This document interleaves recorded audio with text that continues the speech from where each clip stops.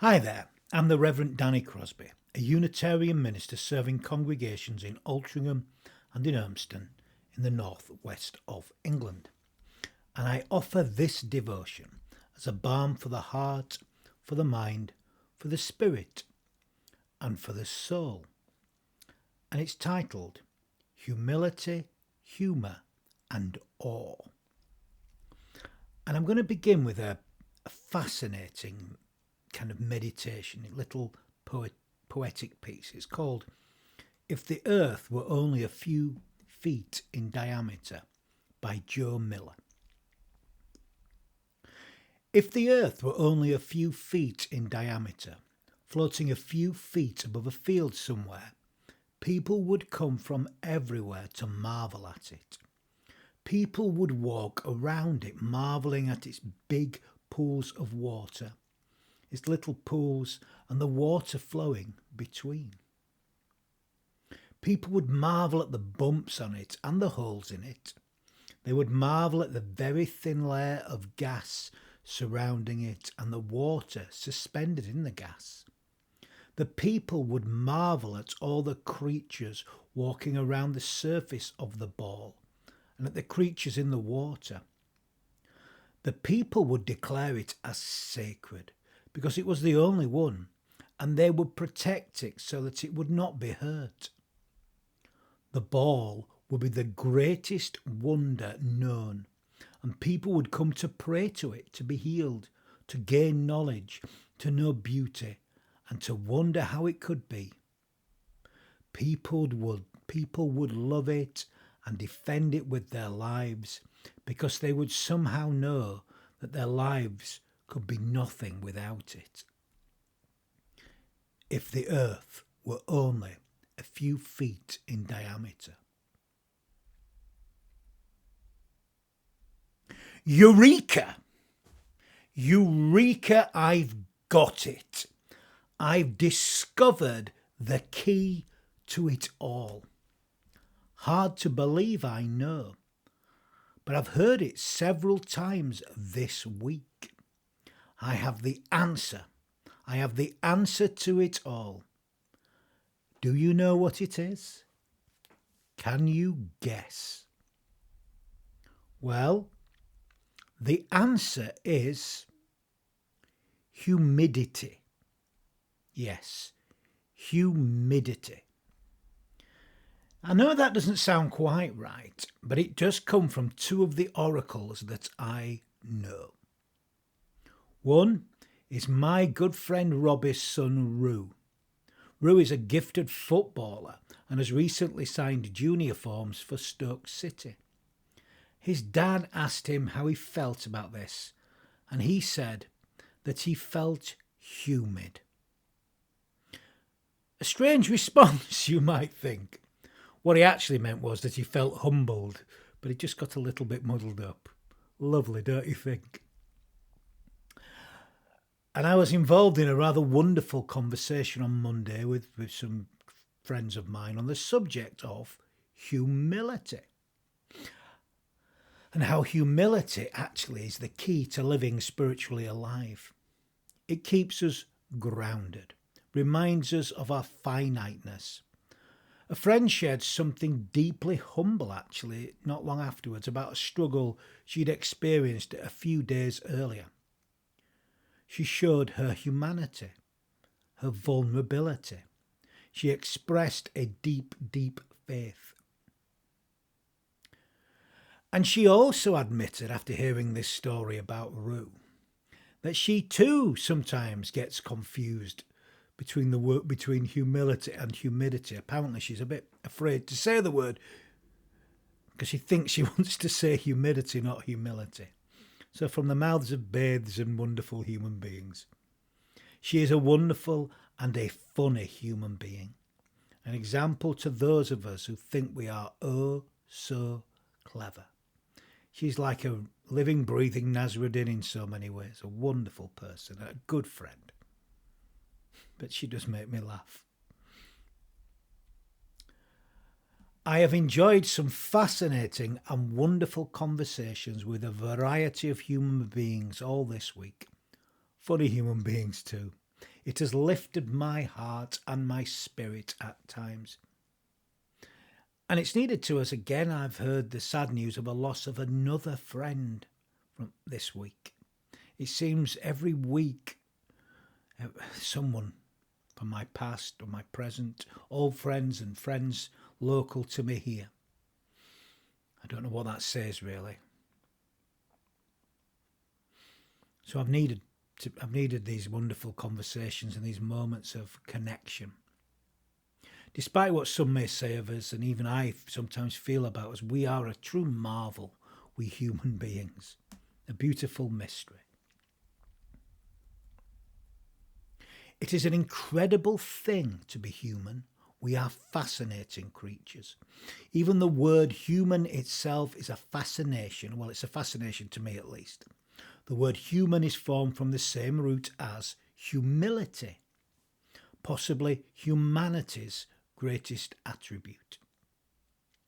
Do you know that both words are closely connected to the word humus and exhume? Makes sense if you think about it. Humus from the earth, it means not the stuff you eat, by the way. And exhume makes sense. And the root of all of these words is hum, all formed from that same root, hum, which originally referred to the earth or the dirt from the ground. Grounded is to be human. Our earliest forebears perceived that we humans originated from the soil. And you'd think that would keep us grounded, wouldn't you? But not, it would seem. And kind of this idea is made clear in the second creation story found in the book of Genesis, which reads, "And the Lord God formed man of the dust of the ground and breathed into his nostrils the breath of life. Breathe on me, breath of God. Fill me with life anew." The old hymn, do you remember it from school? Adam, the word Adam itself is closely related to the word Todama, which means soil or earth. And there are actually, if you look at other traditions, there are other ancient creation stories which associates humanity and the creation of humankind with the soil or the ground. Like the Sumerian myth of Marduk, who created people by killing Quinga and mixing his blood with clay, with the earth. Or the Greek myths of Deucalion and Pyrrha, who by throwing rocks over their shoulders created man and woman. So formed from the ground, from the solid earth, and life is breathed into them. It's a universal tale, it would seem. An attempt to understand where we come from. But we're formed from the sacred earth itself. That's what they're suggesting. That all ground is holy because the earth is sacred to itself. Should be revered. We should stand in awe, and if we could just see it as it truly was, maybe we would. But we don't. We just stand upon it, don't we? Now, while each of us is formed from the same substance, we're all made from the same stuff, and as I often say, have the same spirit, the same breath of life within us. We are all also unique. No two are exactly alike. We all have our own unique characteristics. We each of us have our own personalities, our own fingerprints, our own DNA, and we also have our own faces. No two faces are alike, it would seem. Even identical twins, who can be identical when they begin with, over time as life impacts upon our lives, they can begin to look differently as they react differently and experience life differently. Yes, they are exactly the same, and yet they are unique individuals. Isn't that fascinating? It just shows we're a mixture of genetic predisposition and what happens to us, I suspect. When they argue about nature and nurture, can it not be both? I suspect it is. We all, though, have our own face, and it reveals so much about who we are. I love what the great Abraham Joshua Heschel said about a face. A human being has not only a body, but also a face. A face cannot be grafted or interchanged. A face is a message. A face speaks, often unbeknown to the person. Is not the human face a living mixture of mystery and meaning? We are all able to see it and are all unable to describe it. Is it not a strange marvel that among so many hundreds of millions of faces, no two faces are alike, and that no face remains quite the same for more than one instant? The most exposed part of the body, it is the least describable, a synonym for an incarnation of uniqueness. Can we look at a face as if it were a commonplace? Can we look at a face as if it were a commonplace? Your face says so much about who you are. It's not just a thing. It reveals our humanity, our personality. I've never been a good liar. Only to myself, I suspect. I've never had a poker face. There are advantages to this, and there are disadvantages to this. My face hides nothing. A person can tell exactly how I'm feeling by looking at my face. But then, no doubt, you who have observed my face probably already know this. I remember somebody once asked me if I was a comedian. They'd obviously not heard my jokes. But I said, no, I'm not. But they said, well, you have a comedian's face, they said. In fact, actually, someone said something similar to me this week.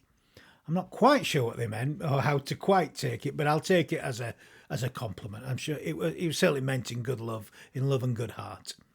Apparently, my last video, a friend commented that I look like one of Les Dawson's characters. I don't know which one. I hope it's not Sissy or Ida. I have no idea, but that's kind of funny. It certainly keeps me humble and grounded too. I know I have a very descriptive face. It says everything about me. At least I don't have a disgrace of a face. Anyway, that's enough of that. Let's get back to what I'm here to talk about. Let's get back to the etymology of the word human. Now, the word human, the hum thing, which I talked about last week, hum, but this is hum in a different way, from the ground. It's often been incorrectly believed that the word humour also shares its roots with humanity and humility. In fact, someone I admire greatly often quotes this, and I want to say to him, no, it's not, you're wrong, but who am I to say this? Everything else they say is incredible, but they've got slightly the wrong end of the stick with this. It would be great, wouldn't it? It would make sense, actually, for humanity and humility and humour to be linguistically linked, but it's just not true. The words, when they came to the English, may have the same first three letters, but they're formed from completely different things. Humour is not formed from the earth, although it is formed from the body, it seems. I'll explain that in a bit. I've pointed this out before, of course. If you've followed my videos, you will know this, because the word humour is actually derived from medieval medical terms for these four coloured fluids that are in the human body. We can't see them, but these four fluids that they've believed are what mark out whether they're in good health. It's in the old French word humeur. So physicians of the day believed that we had four different types of internal fluid that they call the humours. And it was these four humours that determined our physical and mental and well-being in general. So if a person became ill, it was believed that their humours were out of balance. So kind of from human, I guess, but it really has no bearing. There's no real linguistic link anyway. And as you know, I love etymology. Language has had such a fascinating journey. It says so much how words change about our humanity, and that should keep us humble and certainly cause us humour. Does in me anyway. Well, that description probably doesn't sound very funny to you, but it kind of is. Because I kind of do wish that humour, humility, humus, humanity were etymologically linked. Why? Well, because in so many ways, one of humanity's greatest attributes is our sense of humour.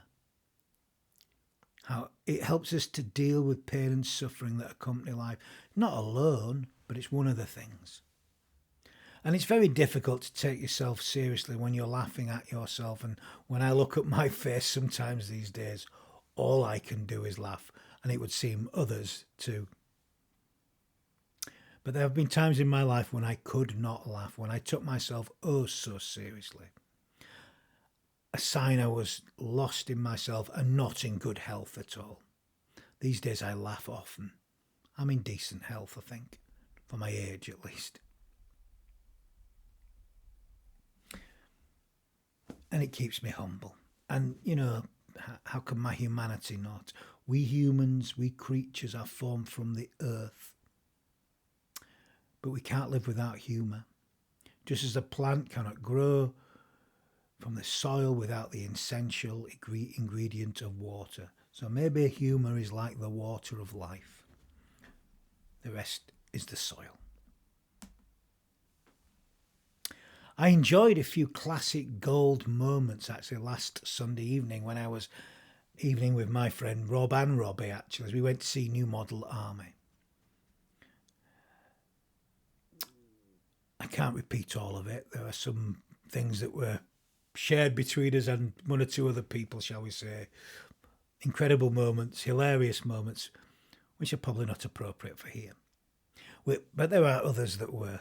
And we even had a bit of an only fools and horses moment, actually, as the three of us, three big fellas beyond a certain age in life, had to run for the tram. And we were laughing at ourselves afterwards on the tram. We were in good humour, we were in good health, as we laughed at our own ridiculousness running for this tram. Although we probably didn't seem in the best of shape to some people watching us after running in the rain. But we got there, we got the tram. I had to hold the door open for one of us, but we all got home safely and had a good laugh on the way home and told some stories and reminiscences and deeply connected. It was it was so good for my soul. Be connecting to something that's been with me since I was a teenager. And I've been full of songs all week. It's been so good for my soul as I've connected to that deep love within and in everything. And it's also connected me to my two old friends, some of who I saw at the gig actually, and many I've known throughout the years, and sadly too many who are no longer with us. Too many. I have been filled with awe at it all, awe at life itself actually. Of just that giftedness, the grace of being here at all. And in some ways it's just been an awful week. In the sense it's been filled with awe. And I've been thinking actually, the last few days, this song was not played at the gig, of an old New Model Army song actually. The song being Space from the album Purity. It's a song that paints a picture of being out lost in the wilds, up in the mountains, but in the desert, in the wild, in the wilderness. There are biblical references in this song of Moses receiving his instructions from God in the wilderness when he was wandering around lost for 40 years until they found the promised land. And also images of the 40 days that Jesus was tempted in the wild after his baptism, after he was blessed and before he began his ministry. 40 obviously being a significant number. Basically, it means a long time, 40 years is essentially what would have been called a lifetime at the time. So when they say 40, it's not exactly 40 years or 40 days. It signifies a very long time. But that's by the by. But the song Space, which at the heart of the song is this image of looking down on the world from a great height, remote, separate, but in absolute awe of what you see below you, of what this world is, of life itself. Of worship, of what is so incredible, of being humbled by this incredible sight that is the world. And towards the end of the song is a spoken word segment. And they're words that are very, very, very well-known words. They're words written by the astronaut Thomas Stafford as he looked down at the Earth while orbiting from space from Apollo 10. I'll just share them with you. The white twisted clouds and the endless shades of blue in the ocean make the hum of the spacecraft systems, the radio chatter, even your own breathing disappear. There is no cold or wind or smell to tell you that you are connected to Earth.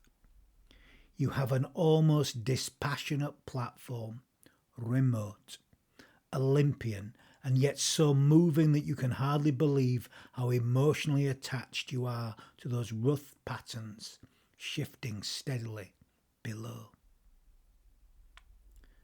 Imagine what that must have been like, what that must be like, to look down in awe, but separate from it all.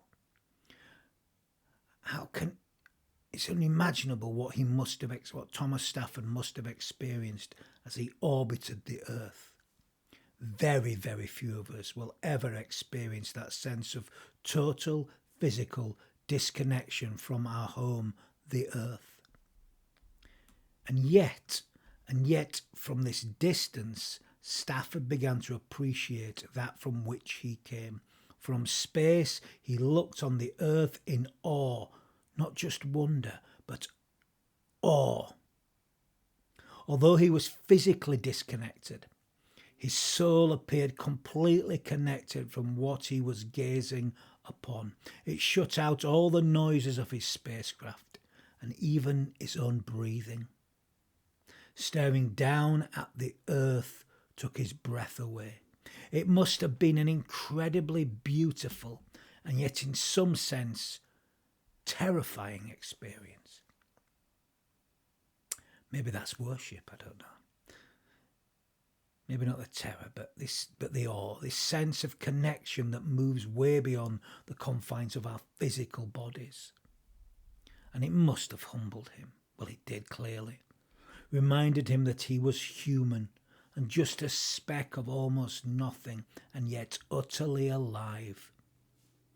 That is awe. What an awe-filled experience. The power of awe. Now, we often hear in spiritual circles at least, about the need to develop a sense of wonder. That we need wonder in order to give our life meaning. Yeah, we do. But I don't think wonder's quite enough. I think we need more than that. What we need, what is required, is a reawakening of our sense of awe. Awe and wonder are not exactly the same, although the words do appear to be often used interchangeably. They both possess an element of surprise or even astonishment, being blown away. They both grab our attention and our focus completely. They both awaken our senses. But awe is different to wonder. There's more to awe than to wonder. And that's because awe possesses an element of fear, an element of reverence. Awe is probably best described as revered wonder with a sense of fear and trepidation. Just blended in. You're not in control. Overwhelmed, maybe. Wonder, yes, opens the senses, whereas awe brings the senses to a whole different level of being. You're more alive. It awakens more. It transforms. There is a greater power in awe than wonder. In fact, awe is overpowering, overwhelming. Just think of those Old Testament tales. The Moses and the burning bush. He stood on holy ground. Shake off your shoes. There's an intenseness to it. Maybe wonder's a bit passive. Maybe that's what it is. I'm not sure. I remember one, but there's something transformative about awe. I think that's the point I'm trying to get to. Awe is transformative. It changes the person. It shakes them from the core of their being. And I remember once talking to a mother, and as she described the birth of her daughter as the most awful experience of her life. And I was a little taken aback by this phrase of awful. It didn't seem right to say it was awful. But then she explained. At the first sight of her daughter, she was just filled with awe. Not with wonder, with awe. She was blown away, this tiny presence right before her eyes that she loved, that she revered, that she worshipped. She described the feeling as being overpowering and a little bit frightening. It was truly awful. It was full of awe. And it humbled her too. It changed her humanity. Her life was transformed in that moment. See, awe is one of those words that's changed in meaning. It was like the greatest feeling in the world, like awesome but 10 times as much. So to have some awe is better than to be filled with awe. You see how the word changes, how we've reduced its meaning, sadly. That's just a reflection on humanity, I guess. And isn't it strange how we understand awful negatively, whereas wonder or being wonderful has purely positive connotations? Makes you smile, but awe does more than smile. It's a deeper feeling awe. And I suspect that these are viewed differently because we fear this sense of being out of control that awe brings on. That we can't control it. It's a feeling that's beyond our power. And we don't like to experience powerlessness. Who does? We, like most humans, like to believe that we are masters of our destiny, masters of the universe, that life's fragile though. It's just not so. And the fragility of life is what makes every moment, every experience or filled with awe, potentially at least. But we like to feel we're in control. Do we not? Awe just seems a bit too much, really. But it's true, and it should humble us and shows us our finite humanity. That's why hubris was the great danger for the Greeks, because we need humility. The last 18 months have really connected me to this in powerful ways, actually. The last 18 months have humbled me. They have filled me with awe. Been difficult in times, but thankfully humour has restored me to sanity too. And I was out with friends the other day, just talking through a few things. I think they contacted me because they were a bit concerned that I was okay, I think. And after we'd been together having a laugh and coffee and stuff, one messaged me, and this is what the message said. I'll just share it with you. It read, "That's what good friends are for.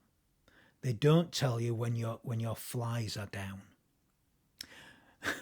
Which I thought, what? And then I laughed. And actually what was interesting is I thought they were referring to my flies, as I noticed when I got home that my flies were down. But no, it's not true. They were referring to themselves. And we both had a good chuckle at this because I replied and they got the message that basically we'd both been walking around town with our flies down. And humour connected us in our humanity. It was awful, wasn't it? Just awful. Well, it could have been. For me, not for them. Yeah, anyway, we won't go into that. But what an awful experience. An awful experience that once again humbled me, brought a smile to my face as we both connected in good humour. Seems we're both in decent health. So a little adventure today about humility, humour and awe. I hope you've connected to it. But I'm going to end with an interesting, if a little strange, little piece by Kurt Vonnegut. And it's from Cat's Cradle. There is humour, there is humility, there is humanity, and there is awe in this little tale. And it plays on the old creation story, all creation stories that I mentioned earlier in this talk. Several of them actually, not just the one. Anyway, it goes like this. God made mud. God made mud. God got lonesome.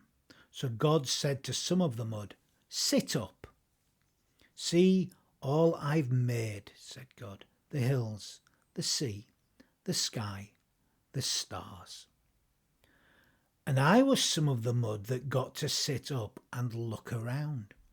Lucky me, lucky mud. I, mud, sat up and saw what a nice job God had done. Nice going, God.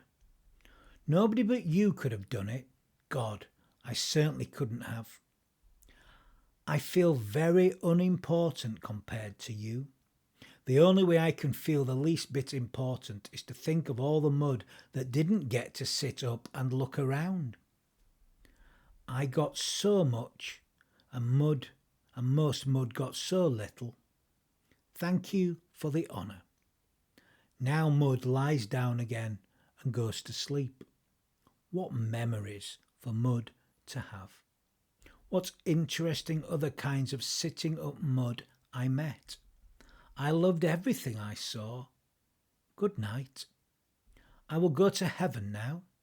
I can hardly wait to find out for certain what my wampeter was and who was in my karass and all the good things our karass did for you. Amen.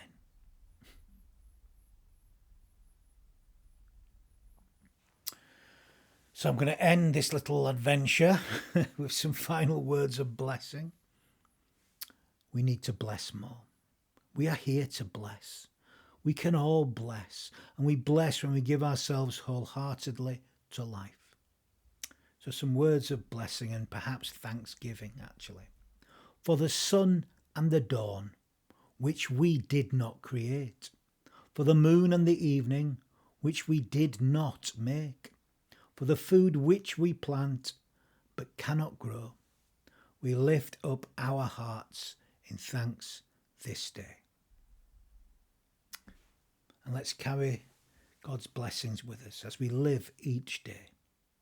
And may we do so in all that we feel, in all that we think, in all that we say, in all that we do. Amen.